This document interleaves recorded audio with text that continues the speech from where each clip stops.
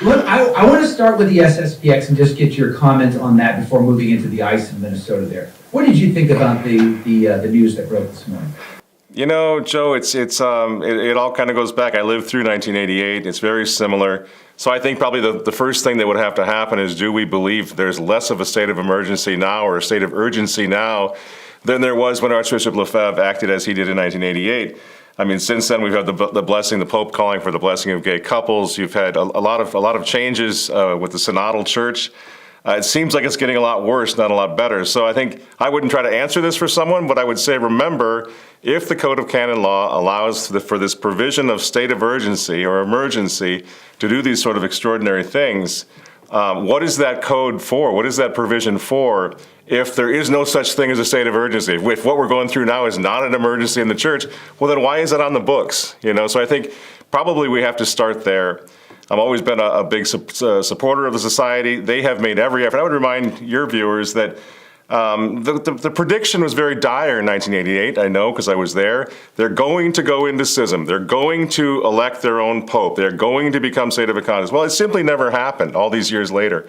So I think the society has done a very good job maintaining communications with the Vatican all the way along, praying for the Pope at every single Mass, including Leo XIV now, every Mass of all their 700 priests. They're trying to show goodwill. They're doing a good job to prove to us they're not in schism. Ball is kind of in the Vatican's court at this point. If you want them to do it again, I think they will, because they're going to stand for tradition no matter what. But why does the Vatican want this to happen? I don't know. Who can figure out the Vatican these days?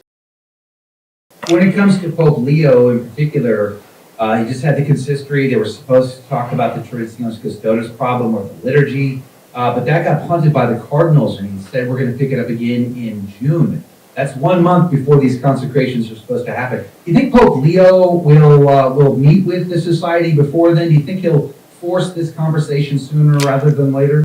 I think everything that we've been able to see so far, and I've spent some time in Rome myself getting to know the situation up close and in person, everything we've seen so far tells us that Leo is a person who wants to sit down and talk.